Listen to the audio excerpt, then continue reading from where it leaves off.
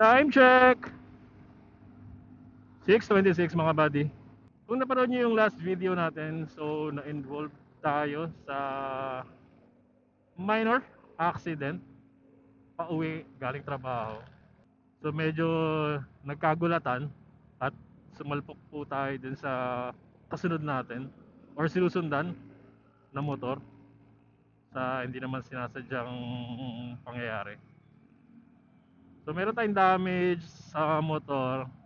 Medyo maliit lang naman at okay lang naman yun kasi same naman kami pareho nung rider. Hindi lang niya kasi talaga natansya yung pagkaka-U-turn niya dito sa Tandang Sore, doon sa may concrete barrier. So dahil dyan, siguro magandang pag-usapan natin ang iba't ibang klase o iba't ibang brand na meron ngayon sa market ng brake pad para sa ating mga motor. So meron siyempre, meron tinatawag na genuine na Yamaha brake pad. So same brand or same type ng brake pad na nakakabit sa motor natin pagkabili natin sa kasa or tinatawag nilang factory brake pad. And meron ding mga ibang brand na meron ngayon sa market. Siyempre yung iba sinasabi na mas maganda yung mga aftermarket dahil mas matagal mapudpud, hindi ganun katigas, hindi nakasira ng rotor disc, tama ba? Or yung disc na kinakapitan kapag tayo ay nagpepreno. So ano bang mas magandang gamitin, yung genuine o yung mga aftermarket? So kasi ako simula nung nagpalit ako ng aftermarket, maganda naman siya sa maganda.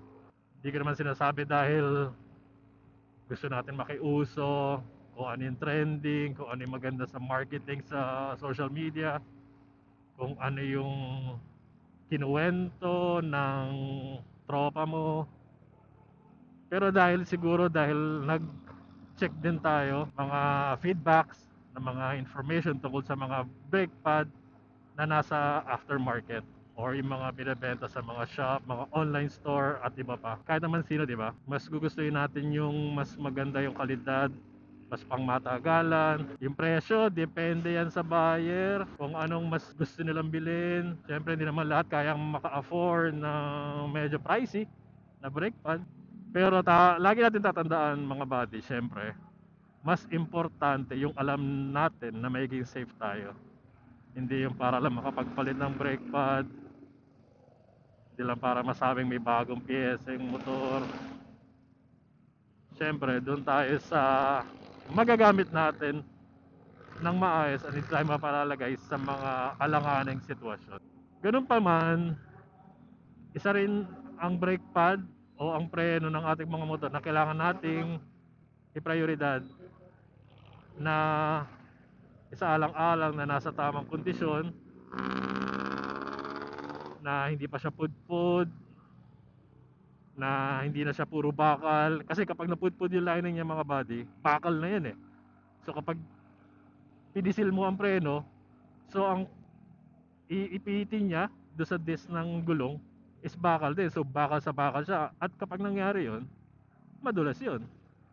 At hindi mo alam kung kailan ka hihinto. Kahit sabihin natin naka ABS na yung motor mo, mahirap yung body, bakal sa bakal.